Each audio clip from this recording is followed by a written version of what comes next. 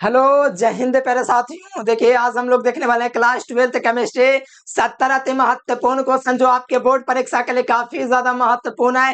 तो जितने भी क्वेश्चन करवाऊंगा प्यारे बच्चों अच्छे तरीके से आप लोग क्लियर कर लीजिए, ठीक है। क्योंकि 1 से लेकर के 16 चैप्टर करवाऊंगा 2009 से लेकर के 2025 तक।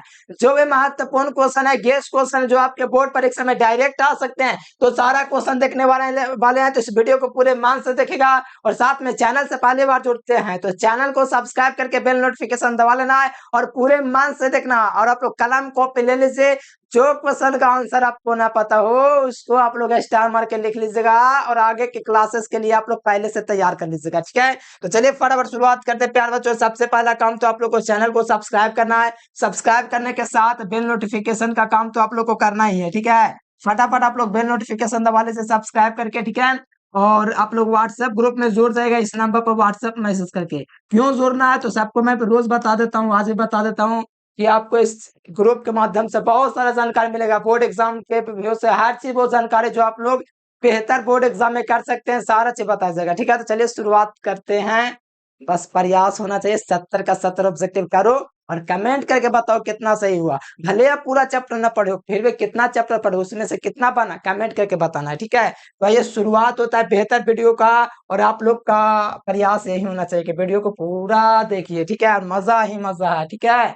तो चलिए पहला नंबर क्वेश्चन है कि ज्वर को कम करने के लिए उपयोगी दवा कौन है। आपको कहीं बुखार लगा है, कहोगे लास्ट बार बुखार, अगर आप बहुत स्वस्थ है तो बुखार पर ही कम लगता होगा। तो बुखार जो ज्वर को कम करने के लिए जो उपयोगी दवा होता है वो एंटीपायरेटिक होता है। क्या? एंटीपायरेटिक। हाँ, ज्वर ज्वर का मतलब बुखार को कम करने वाला दवा को एंटीपायरेटिक कहते हैं, जिसे हिंदी में ज्वरनाशी कहते हैं। ज्वरनाशी का मतलब होता है ना ज्वर को कम करने वाला, मतलब बुखार को कम करे उसको ज्वरनाशी दवा कहते हैं प्यार बच्चों। और आप लोग मिला लीजिए, आपको ए नंबर ऑप्शन बिल्कुल सही जवाब मिल जाएगा। और बहुत मस्त क्वेश्चन है। जो बुखार को कम करे, ज्वर को कम करे, ज्वरनाशी दवा कहते हैं। जो दर्द को कम करे, अच्छा दर्द भी होता है। हाँ प्यारे स्टूडेंट्स, किसी को दर्द हो जाता है, किसी को चोट लगता है, कोई आपको मार दिया पीट लिया तो ज्वर अरे दवा लीजिए, यानी कि मेरे प्यार बच्चों पीड़ा हरे, पीड़ा को हर ले। और जो बुखार को कम कर ले ज्वरनाशी, तो ये पीड़ा को हरे, दर्द को कम करे नाल जैसे प्रत्याम्ल, ये तो आप लोग का पेट में एंटासिड बन गया, ठीक है। तो ये यूज किया जाता है, ठीक है। और चिंता हो रहा है बहुत ज्यादा, किसी को सब बात को लेकर के सता रहा है, उपशामक दवा लीजिए, ठीक है। तो चलिए ध्यान में रखिएगा, ज्वर को कम करने वाली दवा ज्वरनाशी, ऑप्शन नंबर ए यानी एंटीपायरेटिक। अगला क्वेश्चन देखिए, किस धातु के समन्वय संख्या 8 होती है। देखो समन्वय संख्या के बात किया जा रहा है तो पोटेशियम के समन्वय संख्या 8 होते ही आपको याद रखना पड़ेगा। जो समन्वय संख्या होते है पोटेशियम का कितना होता है तो 8 होता है, ठीक है। यानी पोटेशियम का मतलब होता है प्यारे बच्चों यहाँ पर आपका समन्वय संख्या 8, मतलब 8 लोगों से पोटेशियम जुड़ा हुआ है, ये इसका कहने का मतलब है, ठीक है। ध्यान रखिएगा, ठीक है। बहुत मस्त क्वेश्चन है ये वाला। अगला क्वेश्चन देख लीजिए, निम्नलिखित में से कौन अक्रिस्टल सॉलिड है, ठीक है। हमारे पास सॉलिड कौन है बता दीजिए प्यार बच्चों। मोस्ट वीवीआई क्वेश्चन है यहाँ पर आपका क्रिस्टल ठोस पदार्थ कौन है, ठीक है। तो ध्यान दीजिएगा, मोस्ट इंपोर्टेंट क्वेश्चन है। तो देखो ग्रेफाइट आपका क्रिस्टल है, ठीक है। क्वालिरम तो होगा नहीं, सिलिकॉन कार्बाइड तो नहीं होगा। तो यहाँ पर क्रिस्टल जो होता है क्वार्ट्ज ग्लास, मैंने नाम दे रखा है जिसमें ग्लास लग गया ना वो क्रिस्टल है। क्या चाहिए? क्रिस्टल। क्रिस्टल वे पदार्थ होता है जिसके निश्चित ज्यामितीय आकृति नहीं होते हैं, जिसको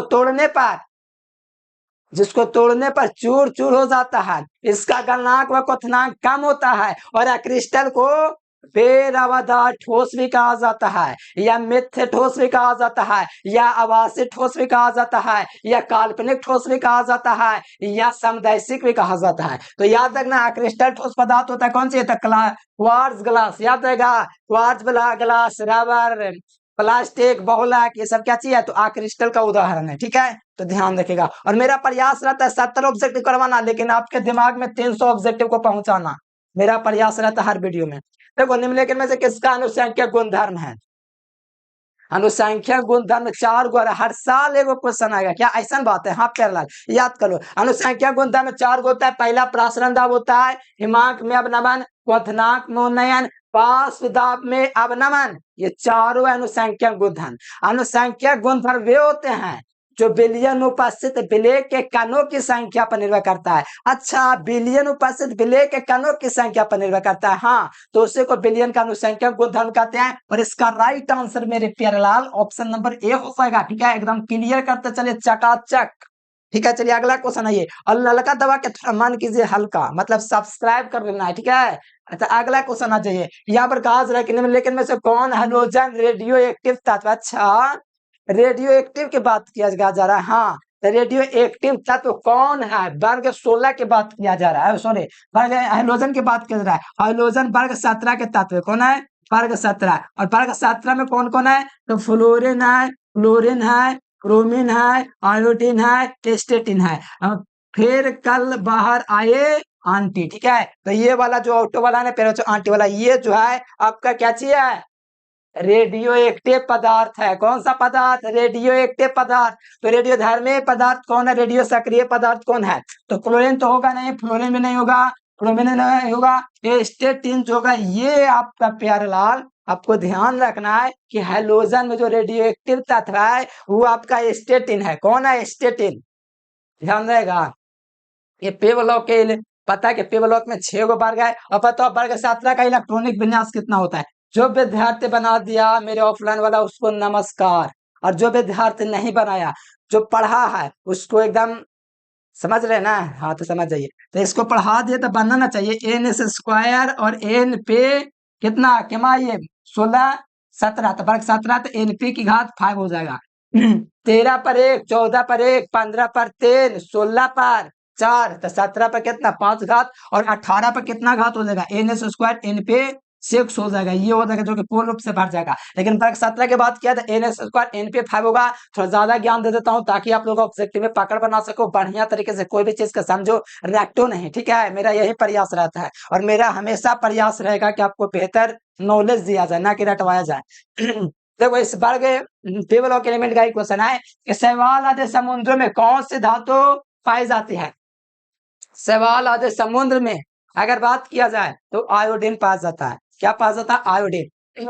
एग्जाम में आपके साथ बहुत बड़ा गलत हो सकता है, आयोडीन के फॉर्म में I2 भी दे देगा, तो समझोगे ना, आयोडीन I2 के रूप में पाया जाता है। क्लोरीन किस रूप में पाया जाता है? Cl2। कहोगे अच्छा ये सब क्या हो रहा है?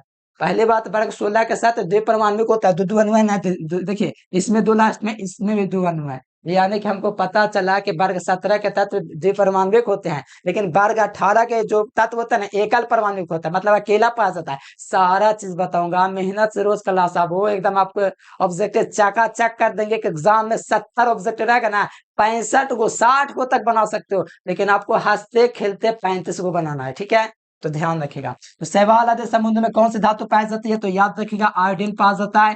That means option A will be correct answer. ठीक है, अगला क्वेश्चन देख लीजिए। अगला क्वेश्चन कहा जा रहा है कि सोना धातु का ऑक्सीकरण औरम औरम, हाँ तो औरम का दोस्तों ऑक्सीकरण संख्या, सोना धातु का लाइटिन नाम औरम होता है, सोडियम का जैसे नाट्रियम होता है, तो सोना धातु का औरम, और औरम का ऑक्सीकरण संख्या आपका ज्यादातर 1 नहीं होता है, 0 होता है। ठीक है, लेकिन क्वेश्चन बैंक में सब अलग अलग देता है, पता नहीं क्या क्वेश्चन बैंक की मजबूरियां हैं कि ऐसा वैसा दे देता है, लेकिन एक क्वेश्चन को कहीं कर सकते हैं, सब बुक में अलग देता है, कोई में 0 तो कोई में 1। फैराडे का विद्युत अपघटन, ला ये क्या हो गया?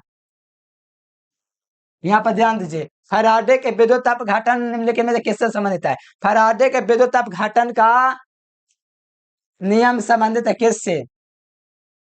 फैराडे के विद्युत अपघटन का नियम कौन सा नियम? पहला नियम के दूसरा नियम, लगता है दूसरा का नियम की बात कर रहा, छूट गया है कुछ। फैराडे के विद्युत अपघटन का दूसरा नियम संबंधित है, तो इलेक्ट्रोलाइट के समतुल्य भार से संबंधित है। किससे भार से? इलेक्ट्रोलाइट के समतुल्य भार से संबंधित है। E1 बटे E2 बराबर में W1 बटे W2, तो इलेक्ट्रोलाइट के समतुल्य भार वेट से संबंधित है कि नहीं? फैराडे का दूसरा का नियम। और बहुत अच्छे तरीके से पढ़ाया हूँ, एकदम लग रहा है कि मोस्ट भी क्वेश्चन है, 5 नंबर में आ जाएगा, तो कोई बड़ी बात नहीं है। मेहनत तो करिए, हर चीज तो मुंह पर याद होता है, जुबानों पर सच जाना चाहिए, इस प्रकार का मेहनत होना चाहिए। ठीक है, तो इलेक्ट्रोलाइट के समतुल्य भार बहुत आसान चीज है, आप लोग रोज रोज मेहनत कीजिएगा ना तो मजा आ जाएगा। देखिए एमेन किसका व्युत्पन्न, अच्छा एमेन का व्युत्पन्न नहीं पता, आप पढ़ चुके केमिस्ट्री चैप्टर नंबर 13 और एमेन चैप्टर पढ़ चुके और एमेन का व्युत्पन्न नहीं पता, तो इससे दुर्भाग्य और क्या हो सकता है बताइए। तो एक स्टूडेंट्स के लिए जो एमेन चैप्टर को पढ़ चुका है और उसको एमेन का व्युत्पन्न नहीं पता, तो क्या ये फायदा होगा पढ़ने से उसको। ये होता है अमोनिया का व्युत्पन्न होता है। एमेन का फॉर्मूला क्या चाहिए होता है NH2। ये किसका व्युत्पन्न हुआ बताओ तो अमोनिया का। उसी प्रकार पूछा जाता है फिनॉल किसका व्युत्पन्न है बताओ, किसका व्युत्पन्न है।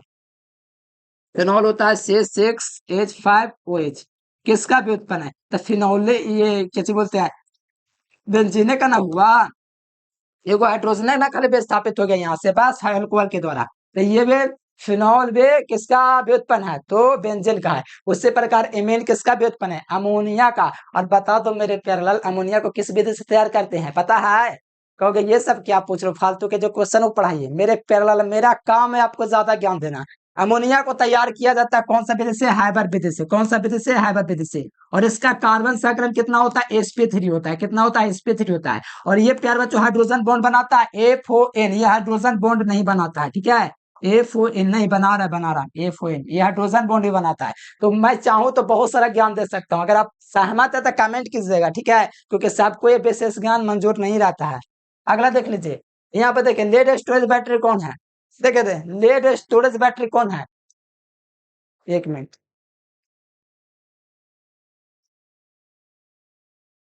चलो यही क्वेश्चन आता प्यारे स्टूडेंट, निम्नलिखित में कौन द्वितीयक सेल है, ठीक है।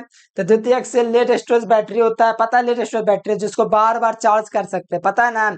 जिसे प्राथमिक सेल नहीं क्या चीज है, निम्नलिखित द्वितीयक सेल है। द्वितीयक सेल होता है जिसको बार बार चार्ज कर सकते हैं, जानते होंगे। प्राथमिक सेल एक बार प्रयोग होने के बाद उसको दोबारा प्रयोग नहीं कर सकते, उसमें रिडॉक्स अभिक्रिया एक ही बार होता है, ठीक है। जैसे हो गया टॉर्च की बैटरी, रिमोट की बैटरी, घड़ी की बैटरी। और हमारे पास हो गया द्वितीयक सेल में इन्वर्टर, जो कि अभी स्टार्ट इन्वर्टर, और वो है लेड स्टोरेज बैटरी। आपका फोन हो गया लेड स्टोरेज बैटरी जिसको बार बार चार्ज कर सकते हैं। उसी प्रकार द्वितीयक सेल क्या होगा, lead storage battery. Right answer B number. थोड़ा जल्दी कर दिया, क्या बोल दिया।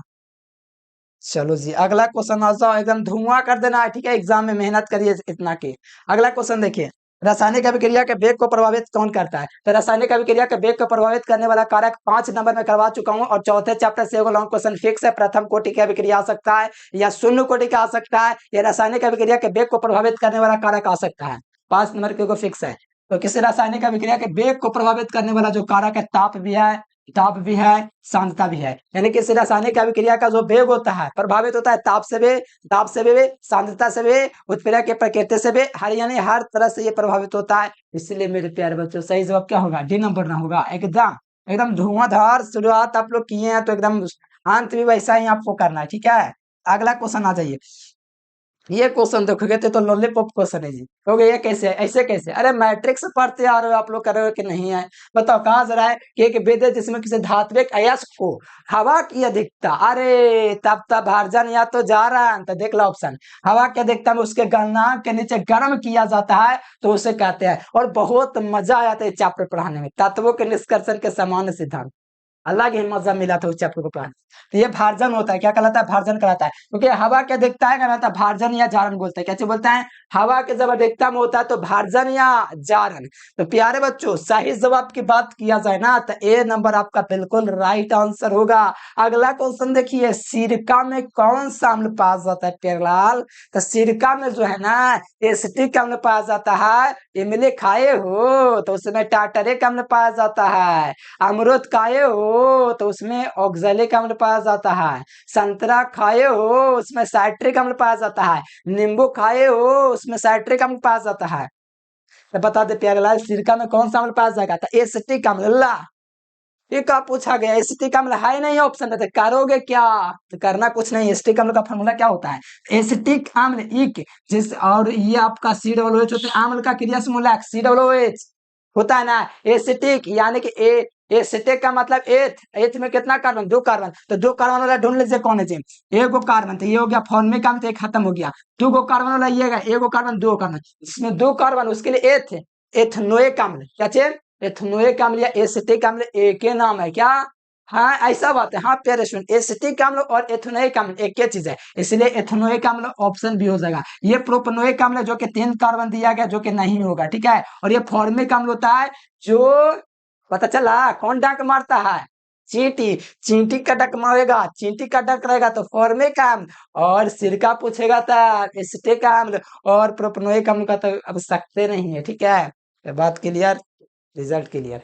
अगला मालाकाइट, अरे वाह, मालाकाइट किसका है, इसका इतना हौला क्वेश्चन मेरे प्यारे स्टूडेंट से पूछ जाए, बता दो। लोहा का तो आपका पता है हेमाटाइट होता है, और यहाँ पर कॉपर का क्या चीज होता है, कॉपर पायराइट, मुख मुख होता है, लेकिन हमसे पूछा जाए मालाकाइट, बता दीजिए मालाकाइट किसका है, इसका बहुत अच्छे तरीके से मैं आपको पढ़ाया हूँ। यहाँ पर मुख है इसकी बात नहीं किया गया, मालाकाइट सिर्फ अयस्क के पूछा गया, मुख है इसके पूछता ना मालाकाइट, तो मालाकाइट किसी का मुख है इसके नहीं, ये नॉर्मल है, जैसे आप घर में नॉर्मल हो ना वैसे ही आपके घर का मुखिया कौन, या तो मम्मी या तो पापा, उसी प्रकार यहाँ पर मालाकाइट अयस्क है। आपका पूछा, जैसे आपका नाम मान लीजिए, आपका नाम मान लीजिए है शिवम, ठीक है, तो शिवम नाम है आपका, तो आप शिवम हैं, तो शिवम कहाँ के घर, शिवम मतलब है कहाँ का, तो ये प्यारे बच्चों कॉपर के परिवार का, किसका मुखिया, मुखिया कॉपर, पता है ना, मुखिया खुद है कॉपर पाइराइट का। उसी प्रकार मालाकाइट पूछा जा रहा है, कॉपर का मुख है, कॉपर पाइराइट है, लेकिन यहाँ पर पूछा मालाकाइट है इसके, उसके परिवार में पूछा गया कि इसमें कौन किसके घर का है,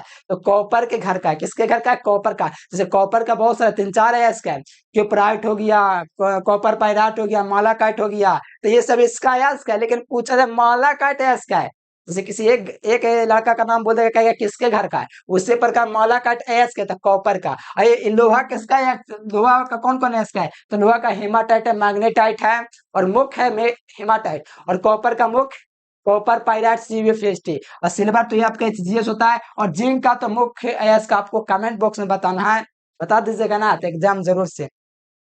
अगला क्वेश्चन देख लीजिए, 17 नंबर क्वेश्चन, सोडियम हाइड्रोक्साइड किसे कहते हैं, देखिए सोडियम हाइड्रोक्साइड किसे कहा जाता है, तो सोडियम हाइड्रोक्साइड कहा जाता है कास्टिक सोडा के, किसको कहा जाता है, कास्टिक सोडा, बहुत इजी है, ठीक है, 11th वाला कोई पढ़ाए है, ठीक है, टेंशन वाली बात नहीं है। सोडियम हाइड्रोक्साइड किसे कहा जाता है, तो कास्टिक सोडा, मैं ट्रिकोल से पढ़ते जा रहे हैं, अच्छा सोडियम हाइड्रोक्साइड कास्टिक सोडा कहते हैं। हाँ प्यारे बच्चों, सोडियम का क्या चीज है, सोडियम का यौगिक है, NaOH लगा हो तो सोडियम का यौगिक है, इसलिए NaOH sodium hydroxide caustic soda, ध्यान में रखेगा। और कास्टिक पोटास तो होगा नहीं, और धोवन सोडा तो आपको पता है NaH धोवन सोडी होता है, NO2CO3 × 10H2, और खाने वाला सोडा NaHCO3, ठीक है, तो यहाँ पर याद रखिए कास्टिक सोडा हो जाएगा सोडियम हाइड्रोक्साइड का फॉर्मूला, ठीक है। अगला देख लीजिए, सल्फाइड है, अले कितना बढ़िया क्वेश्चन है, अले चलिए बताइए प्यारे बच्चे, बहुत बढ़िया क्वेश्चन है। सल्फाइड एस्को का सांद्रण किया जाता है, एकदम मस्त क्वेश्चन है, क्या बात, क्वेश्चन में दम है। सल्फाइड एस्को का समाधान किया जाता है फेनोत्प्लवन, जिसके लास्ट में एस रहता है वो सल्फाइड एस्क है। जैसे सल्फाइड एस्को का समाधान किया जाता है फेनोत्प्लवन विधि, और आपको पता है फेनोत्प्लवन विधि क्या, छठा चैप्टर बढ़िया से पढ़ाए ना, एकदम सबके होठों पर सजा दिए थे, अगर होठों से निकल गया तब पिटाई हो गएगा, ठीक है। सल्फाइड एस्को का संघनन किया जाता है फेनोत्प्लवन विधि से, बहुत अच्छा से फिगर के साथ बनाया था, हमको तो सोच सोच के वो दिन याद आता है कि कितना बढ़िया से आप लोग को पढ़ाए थे। अगर नहीं याद है तो चुल्लू भर का पानी यहाँ पर नहीं है, देखिए है थोड़ा सा, इसमें आप लोग समझ सकते हैं कि क्या करना है आपको, ठीक है। तो आप लोग मेहनत नहीं करते, चुल्लू भर पानी में डूब जाइए और स्नान कर लीजिए। सल्फाइड एस्को का संघनन किया जाता है फेनोत्प्लवन विधि से, इतना इजी क्वेश्चन है, अगर नहीं पता है तो थोड़ा शर्म कीजिए, हंसिए नहीं। अगला देखिए, नल जल का सूत्र है, तो नल जल का फॉर्मूला ना पता है, क्या चीज है, H2O है, क्या चीज है, H2O, नल जल का फॉर्मूला H2O। और D2O किसका फॉर्मूला होता है, थोड़ा कमेंट करके बताइएगा, हरे जल किसका होता है, D2O क्या किसका फॉर्मूला, कमेंट करके बताना। नल जल का सूत्र H2O होता है। कार्बन का इलेक्ट्रॉनिक विन्यास क्या है, अच्छा इलेक्ट्रॉनिक विन्यास का क्वेश्चन है, तब प्यारलाल तो कोची खोज रहे हैं, इलेक्ट्रॉनिक विन्यास में आपको पता होना चाहिए, निकालने नहीं आता तो कमेंट कर देना, मैं सिखा दूंगा निकालने के लिए, ठीक है।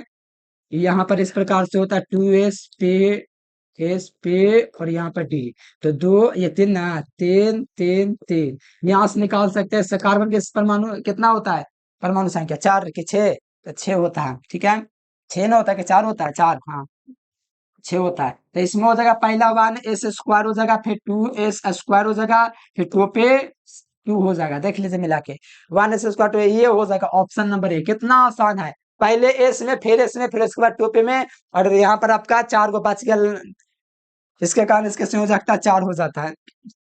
कार्बन का इलेक्ट्रॉनिक विन्यास ये होगा 1s2 2s2 अगर नहीं आता तो कमेंट करके बताइए भैया, हमको सिखा दीजिए कैसे निकाला जाता है इलेक्ट्रॉनिक विन्यास। स्पेशल सा वीडियो आ जाएगा, टेंशन वाली बात नहीं, दबाव बनाई हमको बनाने के लिए। तो इसका राइट आंसर है नंबर। और प्यारे बच्चों, कार्बन की संयोजकता कितनी होती है? 4 होती है। इसकी वैलेंसी कितनी होती है? 4 होती है। और ये कितने बॉन्ड बनाता है? 4 बॉन्ड बनाता है। और कार्बनिक यौगिकों में उपस्थित होना चाहिए था कार्बन। अरे प्यारलाल, कार्बोनिक यौगिक पढ़ रहे हैं और उसमें कार्बन ना हो, ऐसा कभी हुआ है? सोचो तो, कार्बोनिक यौगिक इनऑर्गेनिक पढ़ेंगे और कार्बन ना हो, कभी कल्पना की ऐसा हो ही नहीं सकता कि ना हो। इसीलिए कार्बोनिक यौगिक में कार्बन भी उपस्थित होता है और कार्बन की वैलेंसी संयोजकता 4 होती है। और कार्बन का संकरण कितना होता है?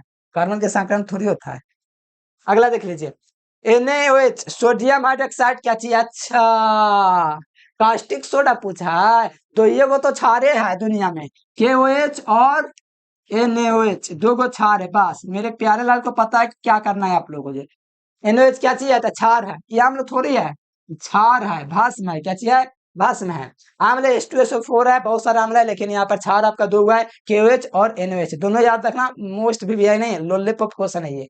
अगला क्वेश्चन देख लीजिए, कौन सा जल पर, अच्छा, जल पर एकत्र नहीं कर सकते। हाँ प्यारलाल, जल पर जिस दिन एकत्र हो जाएगा तब तो बहुत बढ़िया बात है, लेकिन जल पर वो एकत्र नहीं हो सकता है। वो जले को लेके भाग जाएगा। ठीक है, देखिए एकत्र नहीं होता है, जल पर एकत्र नहीं हो सकता। जिस दिन हो गया तब तो काम तमाम है। H2O SO2 से अभिक्रिया करके क्या बना लेता है, पता है आपको? जल पर एकत्र नहीं हो सकता। बताओ, जल पर एकत्र नहीं हो सकता। तो ये सल्फ्यूरस अम्ल बनाता है। H2O SO2 से अभिक्रिया करके H2SO3 बनाता है। कौन सा अम्ल बताए तो? सल्फ्यूरस अम्ल। और यही H2O जो है, H2O है, सल्फर ट्राइऑक्साइड से अभिक्रिया करके क्या चीज बनाता है? तो सल्फ्यूरिक अम्ल बना देता है, H2SO4। ये सल्फ्यूरस, लास्ट में O3 है तो सल्फ्यूरस अम्ल, सल्फ्यूरस, सल्फ्यूरस। ये सल्फ्यूरिक अम्ल है। क्या? ये सल्फ्यूरिक अम्ल है। SO4 ना लास्ट में है, हाइड्रोजन सल्फेट इसको बोल सकते हैं वे, और इसको सल्फ्यूरिक अम्ल बोलते हैं। तो यहाँ पर ध्यान रखना, सल्फ्यूरिक अम्ल की बात किया जाएगा तो यहाँ पर SO3 उसमें होगा। और यहाँ पर जल पर एकत्र नहीं होगा तो SO3। और ये एकत्र नहीं हो सकता क्योंकि अगर एकत्र इसलिए नहीं होता क्योंकि अभिक्रिया करके सल्फ्यूरस अम्ल बना लेता है, इसीलिए जल पर एकत्र नहीं हो सकता है भाई। राइट आंसर क्या होगा? तो सी फॉर चेन्नई। क्या? सी फॉर चैंपियन। आप लोग बनिए चैंपियन। अगला देखिए, हीलियम का, हीलियम का सूत्र क्या होता है?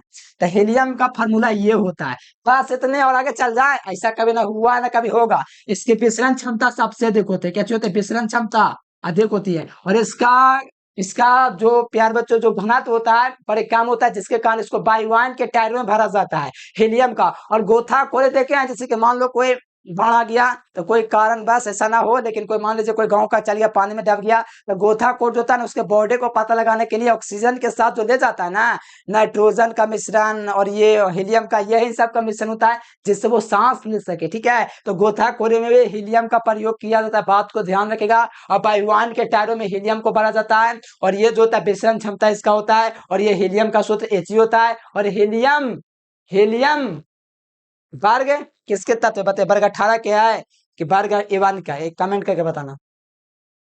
अगला देख लीजिए, आवर्त सारणी द्वितीय वर्त में तत्वों की संख्या होता है। तो आवर्त सारणी में पहले आवर्त में 2 तत्व होता है। ठीक है, फिर दूसरका में क्या होता है? 8 को ना, फिर तीसरका में कितना होता है? 8 को। ऐसे करते करते होता है ना, हाँ, तो ऐसे करते करते होता है। तो दूसरे के आवर्त में पूछा जाए तो दूसरे आवर्त में 8 हुआ, तो right answer option number D. और हमको ये बताइए, सोडियम आवर्त सारणी में हमको पता है कि द्वितीय आवर्त में 8 आवर्त है। हमको ये कमेंट करके बताओ, पीरियोडिक टेबल में कौन सा ऐसा ग्रुप है जिसका इलेक्ट्रॉनिक विन्यास पूरा भरा हुआ है? बता देना कमेंट करके, मैं उम्मीद करूंगा आप लोग बता दोगे। बहुत इजी क्वेश्चन कर दिया। ठीक है, बताना कमेंट करके पता है तब। अगला देख लीजिए, ऑक्सीजन और ओजोन क्या चीज होता है? बताओ। ऑक्सीजन के फार्मूला प्यारेलाल O2। क्या चीज होता है? O2। हाँ भाई, O2 होता है। ठीक है, और ओजोन का क्या चीज होता है? तो O3। अच्छा, ओजोन और ऑक्सीजन क्या चाहिए एक दूसरे का? तो अपरूप है। क्या प्यारेलाल? अपरूप। अपरूप देख लीजिए मेरे प्यारे बच्चों, ऑप्शन नंबर सी इसका राइट आंसर होगा। समस्थानिक नहीं हो सकता है, क्योंकि समस्थानिक का मतलब वहां पर परमाणु द्रव्यमान परमाणु संख्या से संबंधित है। समयावे का मतलब सूत्र से संबंधित है। संभारित तो होगा नहीं, भार से संबंधित है वो। ठीक है, option C will be correct answer for this question. अगला क्वेश्चन आ जाए प्यारे बच्चों, कि तापक्रम द्रव होता है। साधारण तापक्रम धातु, साधारण तापक्रम धातु जो द्रव होता है वो पैरेलल पारा, काची पारा, पारा का मतलब मरकरी वाले भैया, मरकरी वाले भैया, ये मरकरी नहीं, ठीक है, वो वाला मरकरी, ठीक है, पारा। और अधातु में पूछेगा ना तब ब्रोमीन, अधातु में पूछेगा तब ब्रोमीन। निम्नलिखित में कौन से अधातु साधारण तापक्रम पर द्रव होते हैं तब ब्रोमीन, धातु में पारा, तो ऑप्शन विल बी करेक्ट। अगला क्वेश्चन देखिए, सबसे कम भास्मिक, अच्छा सबसे कम भास्मिक की बात किया जा रहा है, कहा गया नाइट्रोजन ट्राइफ्लोराइड, ये हो जाएगा नाइट्रोजन ट्राई का मतलब तीन फ्लोराइड, तो नाइट्रोजन ट्राइफ्लोराइड जो होता है सबसे कम भास्मिक है, क्या प्यार बच्चों, सबसे कम क्षारीय है, ठीक है, कम भास्मिक है, ठीक है, सबसे कम भास्मिक कौन है, तो याद रखिएगा nitrogen trifluoride, that means option D. अगला देख लीजिए प्यार बच्चों, अगला क्वेश्चन आप लोगों से कहा जा रहा है कि H2SO4, हाँ अम्लों के राजा जी कहाँ थे, तो ये देखिए अम्लों के राजा जी है, कौन है, ये सल्फ्यूरिक अम्ल जो है अम्लों के राजा हैं, क्या चाहिए, सल्फ्यूरिक अम्ल अम्लों के राजा। बस यही छोड़ दो, नहीं ऐसा नहीं हुआ, कभी इतने पर नहीं छोड़ूंगा।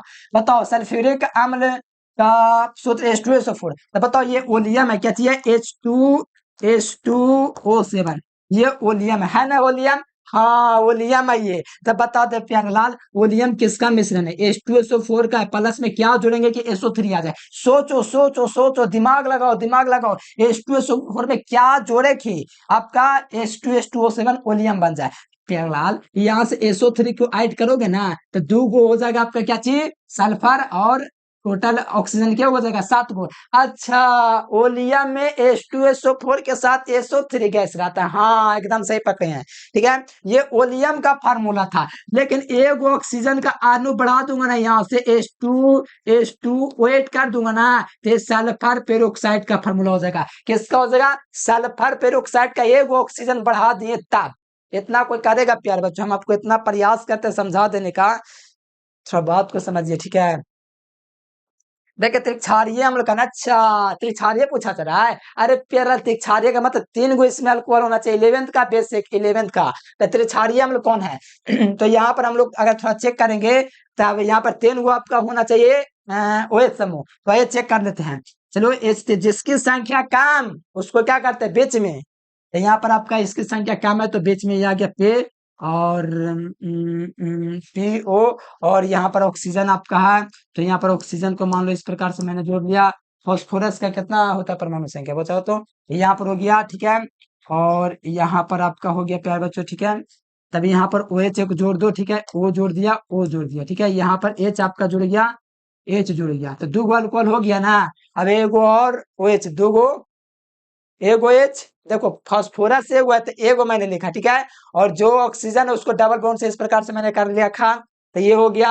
अब बच गया क्या चीज बताओ, तो बच रहा है क्या चीज आपका H, एगो H, 2 गो H, एगो और H बच रहा है, ऑक्सीजन भी ऊपर में एगो लगा दो और इस प्रकार से लगा दो, ठीक है, तो लगा लो यहाँ पर हाइड्रोजन, तो यहाँ पर ऑक्सीजन के गो है, ऑक्सीजन है 4 गो, तो 3 गो हुआ, ये चौथा हो गया, और ये आपका जुड़ गया, एगो अल्कोहल, 2 गो अल्कोहल, 3 गो अल्कोहल, इसीलिए ये आपका हो जाएगा त्रिक्षारीय हम, क्या हो जाएगा प्यार बच्चों, त्रिक्षारीय, 3 गो OH समूह है तो त्रिक्षारीय।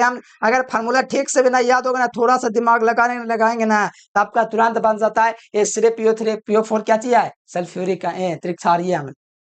एक CF2 क्या कहते हैं, कैसे होते हैं, ये भी 11th का ही क्वेश्चन है, ठीक है, और 12th में ही पढ़ना है। तो H2SO4 की एक CF2 क्या कहते हैं, होती है ना, ये रैखिक होते हैं, कैसे होते हैं, एक CF2 क्या कहते हैं, रैखिक होती है, कैसे होते हैं, रैखिक। अगर एक CF4 पूछेगा ना, F4 तो वर्ग समतलीय का होता है, ठीक है, वर्ग समतलीय या स्क्वायर पैनल, ठीक है, और SF6 का पूछेंगे, SF6 का तो ये विकृत अष्टफलक होता है, क्या चीज होता है, ये विकृत अष्टफलक। जितना करवाता हूँ, करते हो, मेहनत करते हो, तो गारंटी है कि आप लोग 60 को ऑब्जेक्टिव एग्जाम बना सकते हैं।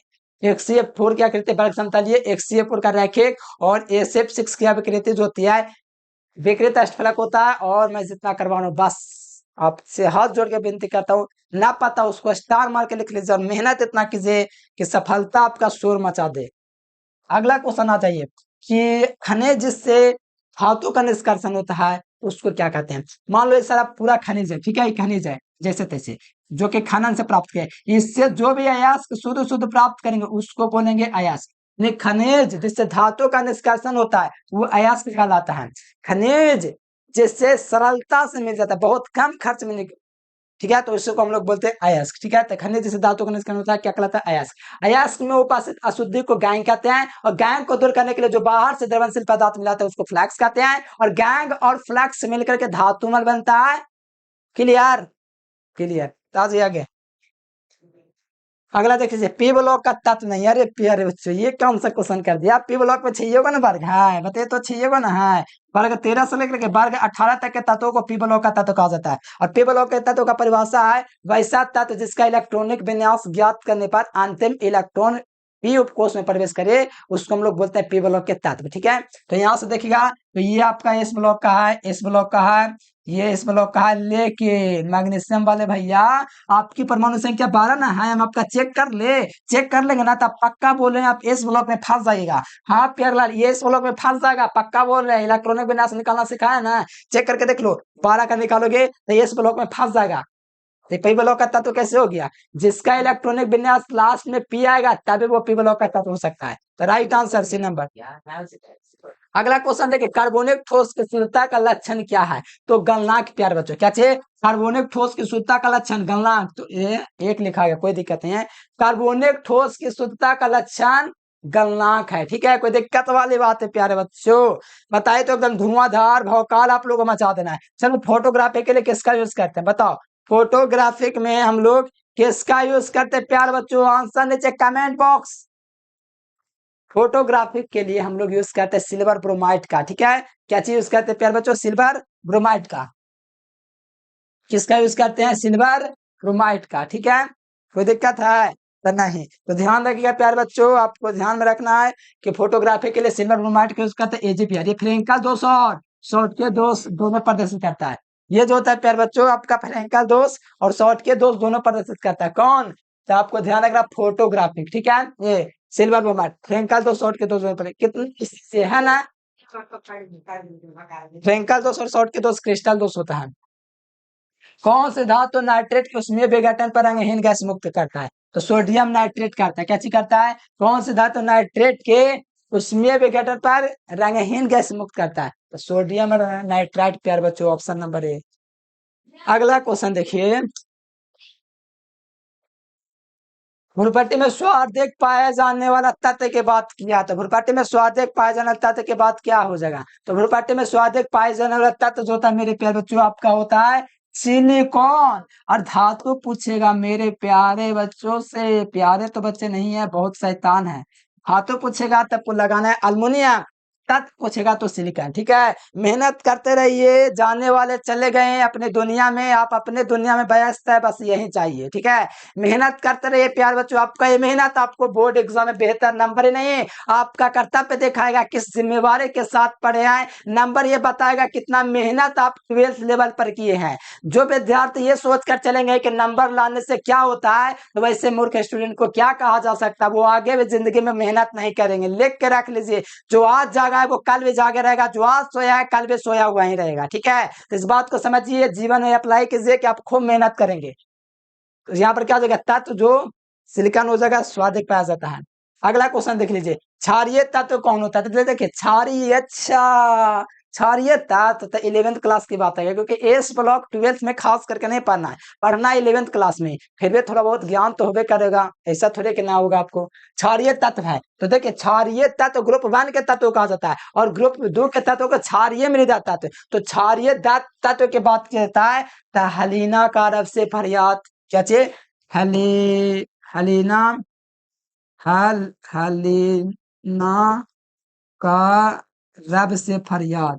ठीक है, यही ना है? तो यहाँ पर हाइड्रोजन हो गया अपन क्षारीय तत्व, लिथियम हो गया क्षारीय तत्व, सोडियम, अच्छा हेलिना एने, तो सोडियम भी हो गया आपका, क्या चाहिए? तो क्षारीय तत्व हो गया, यानी कि क्षारीय तत्व है तो सोडियम।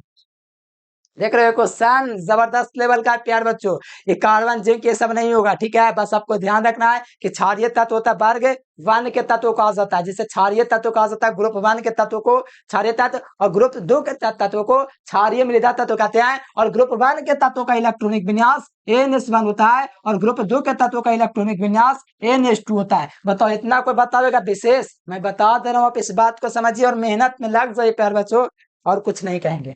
अगला देखिए, रेड लेड का फॉर्मूला क्या चाहिए होता है? तो Pb3O4 लेड नाइट ऑक्साइड क्या चाहिए हो जाएगा?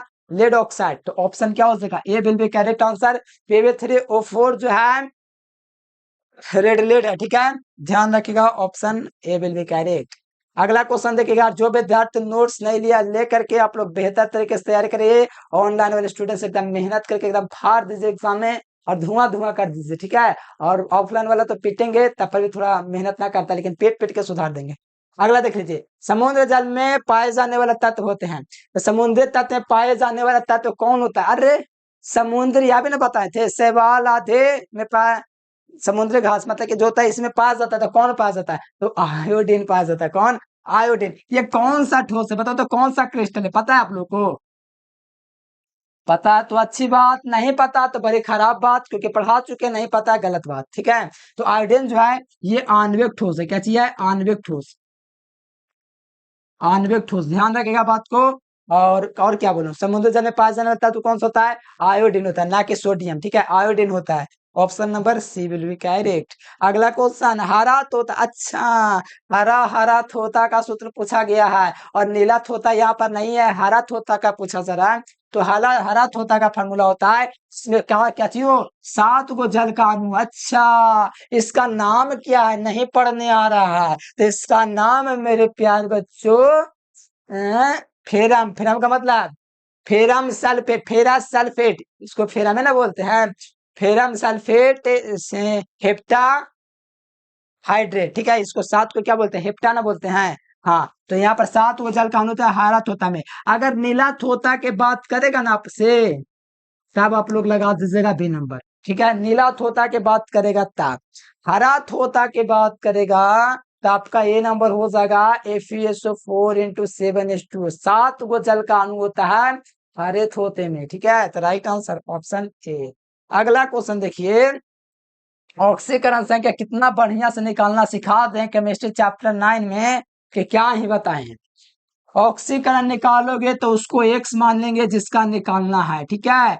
तो यहाँ पर हमको निकालना है निकल का, तो एक्स मान लिया, प्लस जीरो कोबाल्ट का कितना होता है? जीरो, तो जीरो गुना 4 बराबर में जीरो, तो एक्स प्लस जीरो बराबर जीरो, तो एक्स का मान जीरो। तो यहाँ पर जीरो आंसर मिला लो, ऑप्शन नंबर ए हो जाएगा, ठीक है। कोबाल्ट पर कोई चार्ज नहीं होता, इसीलिए जीरो होता है, ठीक है। तो बताया हुआ बेसिक क्वेश्चन है। अगला क्वेश्चन देखिए, एल्कानाइन का सूत्र क्या था बताओ? ये क्या क्वेश्चन आ गया? गलती से क्वेश्चन सिलेक्ट हो गया, इतना आसान क्वेश्चन थोड़ी आना चाहिए था। एल्केन एल्काइन एल्केन पढ़े होंगे। एल्केन का फॉर्मूला क्या चीज होता है? तो पता है आपको, CnH2n+2। क्या चीज होता है? CnH2n+2। एल्काइन का क्या चीज होता है बताते थे? एल्काइन एल्काइन का CnH2n-2। और एल्केन का कितना होता है बताते? तो एल्केन का मिला लो आंसर। एल्केन का देखो, इसे हम लिखवाता हूँ, नहीं पता तो लिख लीजिएगा। CnH2n होता है, ठीक है। का यानी कि कार्बन से दुगना हाइड्रोजन, ठीक है। यहाँ पर देखिए, दोगुने से दो अधिक, तो एल्काइन ना पूछा रहा है, तो CnH2n-2 मिला लीजिए, ऑप्शन सी इसका राइट आंसर होगा, ठीक है। बहुत हौला क्वेश्चन, इतना इजी क्वेश्चन कहाँ से आ गया? तो बिहार बोर्ड से आ गया, पूछा हुआ बोर्ड में है। तो बस यही है राइट आंसर, सी नंबर। और जो विद्यार्थी नोट्स नहीं ले रहे, कांटेक्ट कर लीजिएगा। SN1 अभिक्रिया और SN2 अभिक्रिया बहुत मेहनत से आपको बहुत आसान भाषा में, जो कि सबसे टफेस्ट क्वेश्चन है केमिस्ट्री 10वां चैप्टर का, ठीक है। ऑर्गेनिक का पहला चैप्टर, तो सबसे टफेस्ट क्वेश्चन को मैंने सबसे आसान भाषा में आपको पढ़ाया है। इसका परिभाषा नहीं याद है, हमको लाना था आप जैसे स्टूडेंट पे। इतना मेहनत कराने के बाद भी अगर नहीं यार बोल दें कि 100% आ सकता है क्वेश्चन, फिर भी नहीं याद इतना आसान भाषा में, तब तो बड़े दिक्कत है। पढ़े हैं तब, नहीं पढ़े कोई दिक्कत नहीं है, हंसते रहिए मुस्कुराते रहिए, जो पढ़ा है उसके लिए बोल रहे हैं। देखो ये SN2 अभिक्रिया में क्रिया अवधि में निर्माण होता है, तो कार्बोधन तो पहला में, लेकिन संक्रमण अवस्था का निर्माण होता है SN2 में। याद कीजिए, बहुत अच्छे तरीके से हम आपको करवा चुके हैं प्यारे बच्चों, जाके कॉपी कभी कभी उल्टा करो, ठीक है, नहीं तो आप लोग क्या ही बताएं, हम कितना आपको गलत बात बोले, ठीक है। इतना बढ़िया से पढ़ाए हैं, अरे पढ़ाए किस लिए, उसको अचार बोझने के लिए कि पढ़ने लिखने के लिए पढ़ाए हैं। अब सोचेगा कि हमको दिमाग तेज इतना ना है, तो टॉपर स्टूडेंट्स का उसका दिमाग अलग से बनाया जाता है कि वो वही पढ़ रहा है जो आपको पढ़ाया जा रहा है। गजब की बेइज्जती है, कम से कम मेहनत तो कर लिया करो 2-4 घंटे ज्यादा। अगला देख लीजिए, बेकलॉट फेनोलॉन, देखिए यहाँ पर थोड़ा क्वेश्चन देखो, बेकलॉट फेनॉल में किसके अभिक्रिया द्वारा प्राप्त होता है, बताओ। ये क्वेश्चन थोड़ा मैं 400 ऑब्जेक्टिव लग 400 तो नहीं, लेकिन मैंने ऑब्जेक्टिव लगभग लिखवाया है आप लोग को, 250 लिखवा दिया नोट्स देने के बावजूद भी। इतना कोई नहीं करेगा, ये बात थोड़ा समझिए। बेकेलाइट को फिनॉल से किसके द्वारा, देखो बेकेलाइट फिनॉल का फॉर्मूला क्या चीज होता है, अरे फॉर्मूलो ना याद है, कम से कम स्ट्रक्चरो याद होना चाहिए। इसमें OH लगा दीजिएगा। तो बेकेलाइट फिनॉल के किसके साथ अभिक्रिया से प्राप्त होता है, तो बेकेलाइट की अभिक्रिया जब फिनॉल की अभिक्रिया जब फॉर्मल्डिहाइड से करवाया जाता है, फिनॉल का फॉर्मूला होता है C6, ध्यान दीजिए C6H5, ये आंसर हो जाएगा। C6H5OH की अभिक्रिया करवाने किससे, फॉर्मल्डिहाइड से, तब आपका बेकेलाइट प्राप्त होगा। ये क्या चाहिए, फिनॉल, ये क्या चाहिए, फॉर्मल्डिहाइड है, इसकी अभिक्रिया प्राप्त होगा तब बेकेलाइट प्राप्त होगा। यानी बेकेलाइट फिनॉल से किसके साथ अभिक्रिया से प्राप्त होता है, फिनॉल का अभिक्रिया किससे कराया जा रहा है बताइए तो ये फॉर्मल्डिहाइड से कराया जा रहा है, तब ये प्राप्त होता है। बताओ ये क्वेश्चन अगर आज एग्जाम में नहीं बने तब सब सोचिए कितना बुरा लगेगा हमको, आपको तो कुछ फर्क ना पड़ेगा, क्योंकि आप लोगों को क्या लगा, आप लोगों को मेहनत लगा पढ़ाने में, हमको ना लगा है। आप तो बस सबको मजाक में ले रखे पढ़ाई के। जिसका उत्पाद थोड़ा टेक्स्ट नहीं दिया हुआ, ठीक है, अभिक्रिया में कुछ दिक्कत है, आधा अधूरा, ठीक है, अभिक्रिया का उत्पाद क्वेश्चन को छोड़ दे, ठीक से नहीं दिया हुआ। चलिए इसका आईपीएस नेम देखिए, काम वाला कार्बन ऑक्सी में, तो काम कार्बन किस पर है बताओ। अच्छा यहाँ पर आईपीएस नाम पूछा जा रहा है, सॉरी यहाँ पर आईपीएस नाम पूछा जा रहा है, तो इसका आईपीएस नाम क्या हो जाएगा, इसका अगर कॉमन नाम दिया जाएगा देखा जाए तो मेथॉक्सी नाम लिखा, मेथॉक्सी मेथिन नाम लिखा हुआ है, और मेथॉक्सी मेथिन का आईपीएस नेम प्रोपोनोन होता है। तो यहाँ पर राइट आंसर नंबर, और ये मोस्ट VVI क्वेश्चन है, ठीक है, MVVI क्वेश्चन है, और बहुत अच्छे तरीके से करवा दिया हूँ। तो याद करने में क्या दिक्कत है तुम लोग को, बताओ तो। ये देखो ये वाला बताओ, ये क्वेश्चन क्या ही क्वेश्चन है, बताओ। यहाँ पर फॉर्मिक अम्ल है एक, बताइए फॉर्मिक अम्ल पूछा है, द्विभाषमिक अम्ल है कि एक आस्मिक अम्ल है, बता दीजिए। फॉर्मिक अम्ल आपसे पूछा जा रहा है कैसा अम्ल है,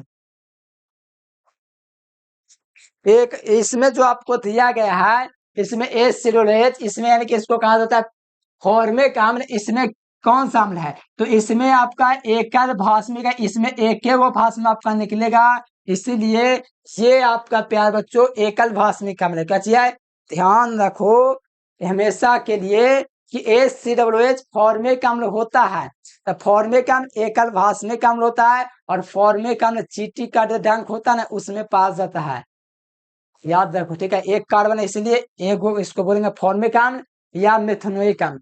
फॉर्मिक अम्ल या मेथनोइक अम्ल एक क्यों होता है, अब हम आपको कैसे समझाएं, पढ़ाया हुआ चिन्ह है। फॉर्मिक अम्ल या मेथनोइक अम्ल क्यों होता है, पढ़े वाला रहेगा ना तो एक बार बोल देंगे ना वो क्लियर रखेगा, ठीक है। चलो कौन से यौगिक जो है गर्म करने पर विघटित नहीं होते, चलिए इसका बता दीजिए तो प्यारे बच्चों, कौन सा यौगिक है जिसको गर्म करेंगे ना तो विघटित नहीं होगा। ये थोड़ा 11th का ही क्वेश्चन समझिए कौन सा यौगिक है जिसको गर्म करेंगे तो विघटित मतलब टूटेगा नहीं, ठीक है। तो कौन सा यौगिक है जो गर्म करेंगे तो विघटित नहीं होगा, तो सोडियम नाइट कार्बोनेट है, इस यौगिक को गर्म करेंगे ना तो ये आपका विघटित मतलब टूटेगा नहीं, ठीक है। इसीलिए राइट आंसर A नंबर हो जाएगा। कौन सा यौगिक गर्म करें विघटित नहीं होता है, तो सोडियम कार्बोनेट। ये पूछा जा रहा है कार्बन कार्बन की एकल बंध की लंबाई, जो कार्बन होता है 4 को बॉन्ड बनाता है, इसके एकल बंध की लंबाई जो होती है 134 एंस्ट्रोग्राम होती है कि 154 होती है, बता दीजिए। थोड़ा सोच समझ के बताइएगा। 154 11th क्लास में ही आपको आगे के चैप्टर ऑर्गेनिक में पढ़ना है, लेकिन सोच समझ के बताइएगा इसका क्या चीज होता है। 134 से 154 सोच लेके बाद देखो, कार्बन कार्बन की बात किया जाता है तो 154 एंस्ट्रोग्राम इसका राइट आंसर हो जाता है। और कमेंट करके बताओ, 11th में तो मैं नहीं पढ़ाया हूँ, लेकिन आप लोग अगर 11th पढ़े तो बताइए 1.34 होता है किसका इंस्टोग्राम होता है कार्बन कार्बन के बीच। ठीक है, ये आपसे सवाल रहा है क्योंकि 11th ऑर्गेनिक में पढ़ना है। ठीक है, तो ये क्वेश्चन का जवाब जरूर से देना। ऐसे कार्बन कार्बन के इसका 154 इंस्टोग्राम होता है, कभी कई बार आपके परीक्षा में आया। कार्बन के वैलेंस कितना होता है शुरू से बताते जा रहे हैं। कार्बन की संयोजकता 4 होती है, 4 होती है, 4 होती है, 4 कितना बार बोले बताओ? 2 होता है, फिर लास्ट में कितना होता है? 4 होता है, तो संयोजकता कितना हो गया? 4 हो गया। क्लियर। आइए प्यारे बच्चों अगला क्वेश्चन देखिए। हाँ ये क्वेश्चन ठीक है, तो कहोगे ठीक है ठाक क्वेश्चन है। बताओ किसका क्रियाशील मूल है कार्बोनिल ग्रुप? कार्बोनिल ग्रुप एक किसका क्रियाशील समूह है? हम आपको बहुत प्यार से पढ़ाए हैं कीटोन और एल्डिहाइड का। कहोगे एल्डिहाइड करने से आगे नहीं आएगा, एल्डिहाइड सिखाए, सिखाए कैसे एल्डिहाइड आएगा जी। इसमें कीटोन भी है और एल्डिहाइड भी है, क्योंकि यहाँ पर ये क्रिया है ना क्रियाशील मूलक, देखिए तो आपको ठीक से ना दिया है, हम दे देते हैं इस प्रकार से। ठीक है, इसमें जो है अगर इस प्रकार से है ना, ये अगर आपका दिया हुआ है ना प्यार बच्चों एक कार्बन एक हाइड्रोजन, तो ये किस में जाएगा? अगर एगो कार्बन एगो हाइड्रोजन है तो विशेष स्थिति में एल्डिहाइड कीटोन हो सकता है, अलग अलग स्थितियों पर निर्भर करता है। लेकिन हम आपकी बात करें कार्बोनिल ग्रुप का, तो ऐसा में एल्डिहाइड भी हो सकता है, कीटोन भी हो सकता है, जब ये इस फॉर्म में देगा तब। अभी एच कार्बन तो लगाया नहीं, यहाँ पर एच और कार्बन नहीं लगाया, सिर्फ अकेला ऐसा देगा ना, तो एल्डिहाइड और कीटोन दोनों हो सकता है। लेकिन हमसे पूछा जरा प्रसंस्करण, और इसका प्रसंस्करण आप लोग याद कर लो या रट लो, आपको बहुत बढ़िया से निकाल के सिखा दिए हैं कि sp2 हो जाएगा। क्या हो जाएगा प्यारे बच्चों? चलिए ये हुई ना बात एकदम फटाफट। बताओ ये sp3 होता है तो हमको अमोनिया में बताओ कार्बन संकरण कितना होता है? अमोनिया में, मीथेन में और हीरा में। ध्यान रखो, लास्ट में बता रहा हूँ, याद रखना जिंदगी भर। इसका कार्बन सबका sp3 होता है। कितना होता है? sp3। बस इतना क्लियर कर लोगे ना, तो बोर्ड में 1 नंबर कोई रोकते रहे ऐसे बोलेगा आप लोग। क्या बोलेगा? कोई बोलते रहे ऐसे बोलेगा आप लोग। ठीक है, बोलेगा साहब पिटाइएगा ना, तो आपको पता चल जाएगा कि हाँ ये तीनों का होता है, अमोनिया का, मीथेन का, हीरा का। ठीक है, और ज्यादा फिल्म नहीं देखिए, फिल्म देखने से टाइम की बर्बादी है, कोई फायदा वायदा होने वाला नहीं है। ज्यादा अपने कैरियर पर फोकस कर लोगे तो बढ़िया रहेगा। ठीक है, तो देख लीजिए sp3 हो जाएगा क्या चीज? कार्बन का, ये अमोनिया मीथेन हीरा में कार्बन संकरण। ठीक है, लेकिन हमसे पूछा जा रहा है कार्बोनिल में, इसलिए sp3 इसका सही जवाब हो जाएगा। अब बताओ वो इस समय 11th की बेसिक है और हम आपको पढ़ा रहे हैं 12th में, तो 11th में क्या कर रहे थे बताइए? तो फिल्म देख रहे थे। अगला क्वेश्चन देखिए, आया आया ऑयल ऑफ मीराविन, ऑयल ऑफ मीराविन किसको कहा जाता है? फटाफट बता दीजिए, ऑयल ऑफ मीराविन किसको कहा जाता है? नीचे कमेंट बॉक्स में लगा दीजिए। देखिए बेंजीन को तो आपको नहीं कह सकते, बेंजीन का फॉर्मूला C6H6 होता है।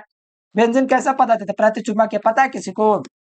बेंजीन प्रतिचुंबकीय पदार्थ है, ये आंसर नहीं होगा। और इसका रंग जो होता है हल्का नीला होता है। कैसे होता है? हल्का नीला। ध्यान रखना, ऑब्जेक्टिव में आएगा। और ये कैसा पदार्थ है? प्रतिचुंबकीय पदार्थ है। कैसा पदार्थ है? प्रतिचुंबकीय। और व्यंजन के बारे में क्या बताऊं? और व्यंजन जो होता है फॉर्मूला ये होता है। अब बताओ कॉटियस अभिक्रिया तो नहीं होगा, नाइट्रोबेंजीन। हाँ, ऑल ऑफ मिराबेन को नाइट्रोबेंजीन कहा जाता है। फॉर्मूला क्या चाहिए है? तो नाइट्रोबेंजीन का फॉर्मूला ये है, ये स्ट्रक्चर ये होता है NO2।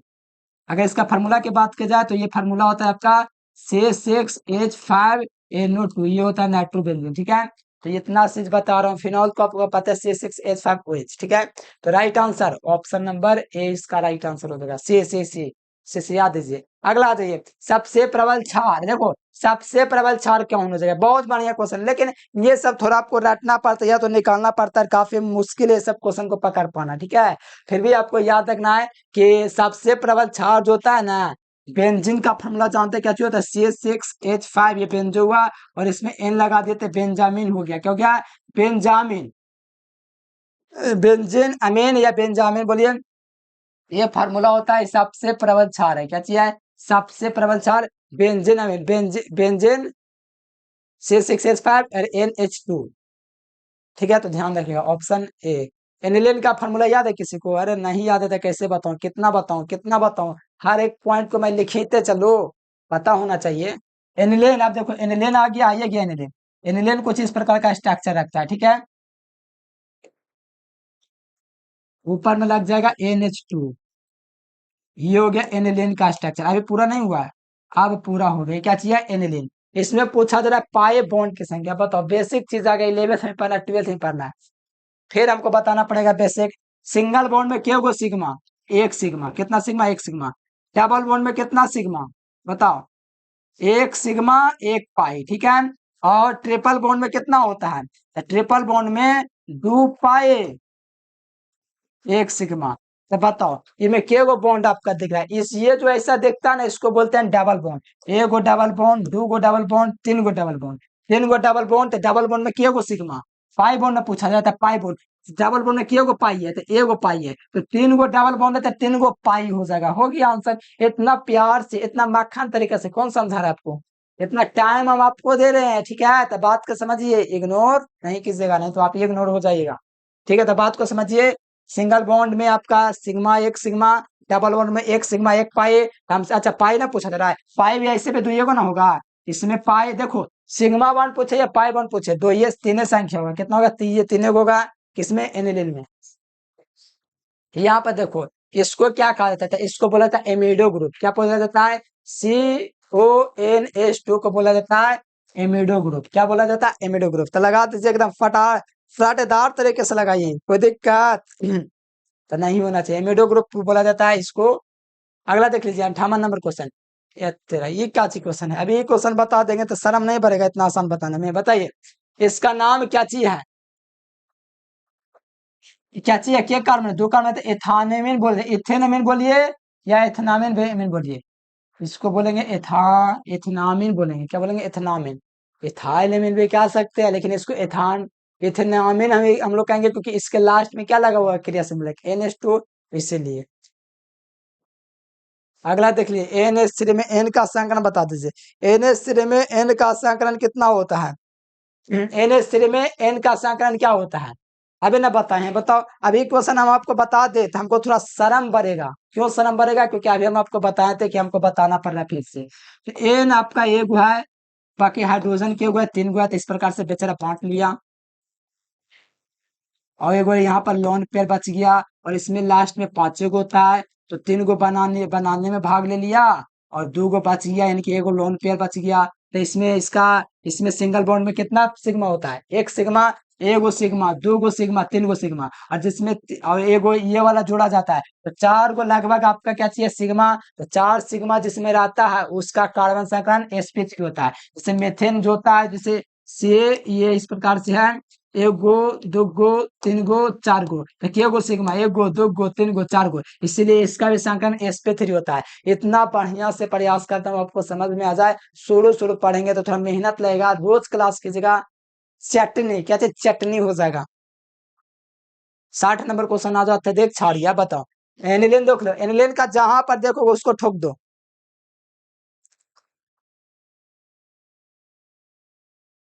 अच्छा एनिलीन तो ना होगा, डाई मिथाइल एमीन कहीं दिया गया है, di methyl amine, di methyl amine कहीं पर दिया गया है, हो सकता है इसको पेंटिंग करने में दिक्कत होगी, डाई एथिलीन एमीन, इस क्वेश्चन को छोड़ दीजिए, ठीक है, बाद में देख लेंगे। ऐसे एनिलीन भी होगा, लेकिन इस क्वेश्चन को छोड़िए ना, ये थोड़ा आंसर खोजने के लिए इसको प्रयोग करना पड़ता है, तब पता चलता कौन छाड़ी है, देख के कोई थोड़ी बता देगा, इतना आसान थोड़ी है। क्या बताते प्राकृतिक रबर कौन है, तो आइसोप्रीन है, रबर यानी कि यही है प्राकृतिक रबर। आइसोप्रीन किसका बोला है, तो प्राकृतिक रबर का है, तो ध्यान रखिएगा, ऑप्शन ए हो जाएगा। अगला क्वेश्चन देखिए प्यार बच्चों, पॉलीमर बनाने के लिए, अच्छा अच्छा इतना इजी क्वेश्चन आ गया, तो हाँ, पॉलीमर यानी कि बहुलक बनाने में किसका उपयोग करते थे, एकलक का उपयोग करते, जैसे पोलोथीन बनाते हैं ना, तो बहुत सारा एथिन आपको मिला, पोलोथीन का एकलक एथिन, लेकिन बहुत सारा एथिन मिलावेंगे ना, एथिन बहुत सारा, तब पोलोथीन बनेगा, ठीक है। यानी कि पॉलीमर के सबसे छोटे इकाई मोनोमर यानी एकलक, हिंदी में एकलक, इंग्लिश में मोनोमर। तो देखो मोनोमर दिया गया है, ठीक है, दोनों मीडियम पढ़ते चलो, और जो विद्यार्थी ऑनलाइन किया है कांटेक्ट कर लीजिएगा नोट्स के लिए। अगला देख लिया प्राकृतिक बहुलक, अच्छा प्राकृतिक बहुलक पूछा जा रहा है, तो बताओ प्राकृतिक बहुलक कौन है, थोड़ा सोच समझ के बताना, आपके शरीर में भी वो चीज है, तो बताओ एकदम मोस्ट इंपोर्टेंट, अरे लॉलीपॉप है कि इस क्वेश्चन में दम है, बताइए बढ़िया से प्राकृतिक बहुलक पढ़ा चुके हैं आपको, रबर प्रोटीन ये सब क्या चीज है, स्टार्च ये सब क्या चीज है, तो प्राकृतिक बहुलक है, ये क्वेश्चन नहीं, ये तो लॉलीपॉप क्वेश्चन है, नेओलाइन टेरिलिन ब्यूना, ये सारा संश्लेषित रबर, सिंथेटिक रबर। अगला क्वेश्चन है जो 64 नंबर, क्षारीय अमीनो अम्ल का उदाहरण, अच्छा क्षारीय क्षारीय अमीनो अम्ल कौन है? देखो, अमीनो अम्ल टोटल 20 प्रकार के, बायोलॉजी में भी पढ़ाया हूँ और केमिस्ट्री में पढ़ाया हूँ। तो क्षारीय अमीनो अम्ल कितने प्रकार के? 20 प्रकार के। जैसे डीएनए आरएनए का संरचना देखिए ना, वही सब में यूज होता है। तो बता दीजिए यहाँ पर सबसे क्षारीय अमीनो अम्ल कौन है? क्षारीय का मतलब 7 से अधिक। तो एक के वो सबसे ज्यादा क्षारीय है ना, वो हिस्टामिन है। क्या चीज है? हिस्टामिन है। हिस्टामिन जो होता है ना, सबसे ज्यादा क्षारीय एमिनो अम्ल होता है। पता रहना चाहिए इतना। अरे यार, इतना आसान क्वेश्चन कैसे इतना देर टाइम ले लिया। अगला देखिए, निम्न में से किसके एंजाइम द्वारा प्रोटीन का पाचन होता है? अब देखिए, प्रोटीन का पाचन लाइपेज सब विद्यार्थी सुना है, लाइपेज सब सुना है, लेकिन थोड़ा सा यहाँ पर ध्यान नहीं दे पाता है कि लाइपेज लार पूछा है कि क्या पूछा है। तो यहाँ पर सभी विद्यार्थियों को देखा जाता है कि लाइपेज पे टिक कर देता है, लगता है कि लार पूछा है। लार जानते हैं ना? तो यहाँ से ध्यान दे, निम्न में से किस एंजाइम द्वारा प्रोटीन का पाचन होता है? प्रोटीन का पाचन पेप्टाइड्स द्वारा। किसके द्वारा? पेप्टाइड्स द्वारा होता है प्यारे बच्चों। प्रोटीन का पाचन किसके द्वारा? हमारे पेट में जो पेप्टाइड्स बंद होता है ना, उसी के द्वारा पाचन होता है प्रोटीन का। ठीक है, तो इसको पेप्टाइड बंद को हम लोग एमिनो एसिड में कहीं कहीं देखिएगा तो मिल जाएगा, कहने को मिलेगा। एमिनो एसिड इसी को कहा जाता है, पेप्टाइड टेस्ट को है। तो इसे हम थोड़ा समझिए। लाइपेज कहाँ से टिक लगा देते हो? ठीक है, थोड़ा सोचो क्या पूछ रहा है, तब लगाइएगा। ठीक है, यहाँ पर देखो, स्कॉर्बिक तेरा ये क्या क्वेश्चन है? स्कॉर्बिक का विटामिन है और का विटामिन सी का रासायनिक नाम। विटामिन ए का रासायनिक नाम रेटिनॉल, उससे होने वाले बीमारी रतौंधे। विटामिन बी से भेरे भेरे, और उसका रासायनिक नाम थायमिन। विटामिन सी से स्कॉर्बिक, उसका रासायनिक नाम स्कॉर्बिक अम्ल। और विटामिन डी का रिकेट, और उसका रासायनिक नाम in the comment box, comment comment कर देना। ठीक है, प्रोटीन यहाँ पर विटामिन हो सका ऑप्शन ए। औषधि जो दर्द के निवारण का कार्य करती है, एनाल्जेसिक, पीड़ा को हर लो। तो पीड़ा हरे एनाल्जेसिक शुरू में करवाए ना, एक पहला क्वेश्चन ही ना था। बताइए, तो ऑप्शन नंबर बी हो जाएगा। ठीक है, प्रतिजैविक एंटीबायोटिक नहीं होगा, प्रतिजैविक तो अलग से बनता है। एंटीपायरेटिक जो बुखार को कम करता है।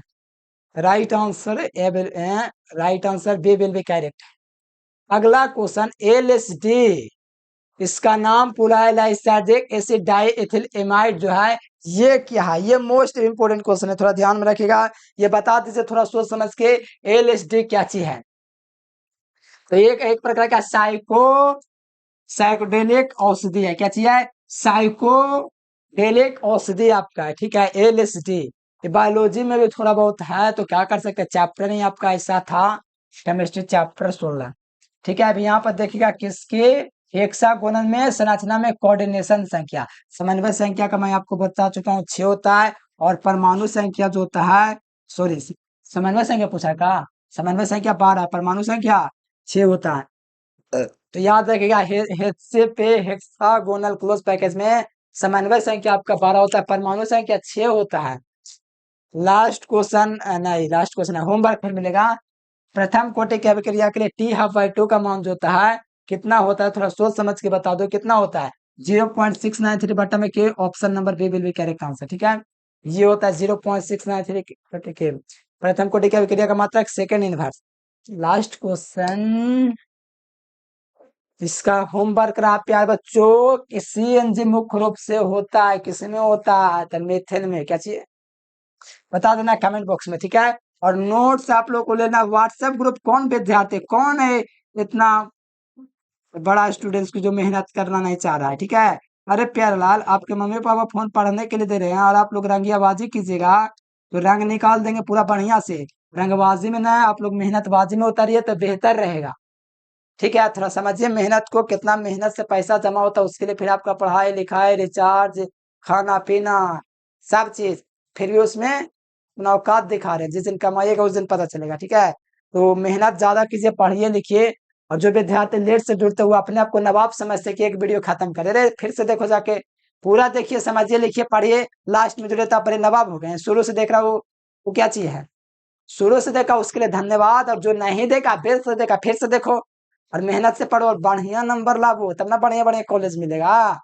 मेहनत करेगा तब ना आत्मविश्वास बढ़ेगा, तना आगे के लिए एनर्जी मिलेगा। सूर्य में लेगा काम, तो लीजिए हो गया डिमोटिवेट। मोटिवेट होने के लिए बढ़िया नंबर लाना जरूरी है। तो चलिए प्यारे बच्चों, आज के लिए फिलहाल इतना है। Thanks for watching. कमेंट करके बताओ वीडियो कैसा लगा है। ये नहीं कि चैट बॉक्स में चैट चैट कर दीजिएगा और हो गया। नहीं, कमेंट बॉक्स में कमेंट करके बताओ वीडियो कैसा लगा। चलिए आज के लिए प्यारे बच्चों इतना है। Thanks for watching this video. जय हिंद, वंदे मातरम।